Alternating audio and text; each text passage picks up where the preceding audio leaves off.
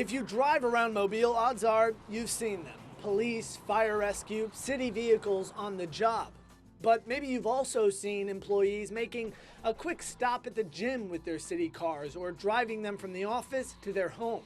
With the city facing a multi-million-dollar deficit, we had to ask, is the city really making all the cuts it can? When you do look at the number of cars that are assigned to employees in the various departments, you start wondering, okay, are we really being as efficient as possible? Do all of these employees and all of these departments really need a take-home vehicle in order to do their jobs? Mobile City Councilwoman Gina Gregory says that's something she, along with many of the city council members, have been asking for quite some time.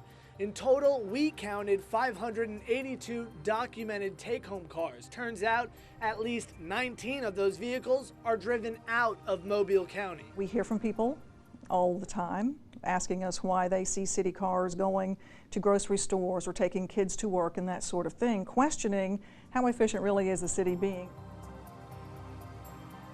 Under the current city vehicle use policy, an employee can make an incidental stop. Non-public safety workers, though, have to live at most 30 minutes away from their office to take home vehicles. Basically, if a city employee has a take-home vehicle, that means that they're a on-call employee and can be called out at any time. Adam Buck with the City of Mobile says the majority of those take-home cars belong to police and fire, who are always on the job. But then you have things like 27 urban development cars, 7 revenue vehicles, and even a tennis center take-home car, just to name a few. Would they really need to be taking home a car to be on call 24 hours a day? Right. Well, it just depends on what they could be called out for. You know, at any time, if they have a car, they could be called out. That's specifically the reason why they have it. You know, what is it that they would have to be called out for in the middle of the night? Well, it might not seem like it, and under normal circumstances, they might not, but under an extreme circumstance, they could be called out. I'm kind of lost here with that. What do you mean by that? Okay. You know, for instance, if there was an emergency at the tennis center, they would have to get there as soon as possible. So if they were on city duty, they would be using a city car. One example I got was a sprinkler system malfunction where an employee was called out to fix it. But 24-hour call isn't the only reason for taking home city cars. In a letter from the mayor's office, Mayor Sam Jones writes, quote, "Some departments provide take-home car privileges because there is no safe or guarded place to leave vehicles overnight," end quote.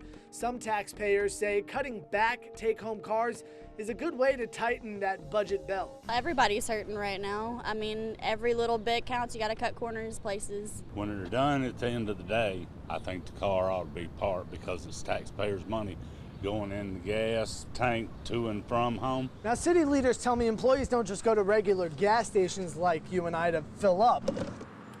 They keep track of fuel consumption at 5 different city pumping stations. In the 2009 and 2010 fiscal years, the city managed to reduce fuel consumption by nearly 50,000 gallons. However, we still spent more in 2010 because gas prices just keep going up. Fiscal year 2012 to now, the city's already spent $2.2 million in gasoline. Councilwoman Gregory says in order to save more money, other alternatives should be considered. There are lots of other ways to do city business than having your own take-home vehicle. It can be done through allowances, car allowances, through mileage, or a motor pool. Cars are parked in certain places. If you have city business that you need to take care of, then you go, you get in a city vehicle, you do your business, you park it, you get back in your own car and go home at night. Now, you can also compare the number of take-home vehicles with other cities across our area to get a better understanding. Montgomery, for instance, counted an estimated 220 take-home cars out of a fleet of 1,700. Birmingham has an estimated 236 take-home cars, and Huntsville city officials say they have 369 take-home vehicles. Adam Buck says Mobile's Vehicle Use Committee, which meets weekly, is constantly looking at cost-saving measures. We're looking at ways to reduce the fleets. We're going to be cutting back about 60 vehicles starting June 1st, and that's specifically a cost-saving measure.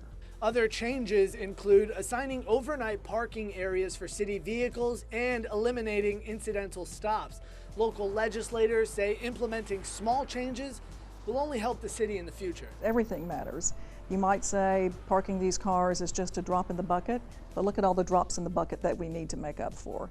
So saving money, being more efficient is always important.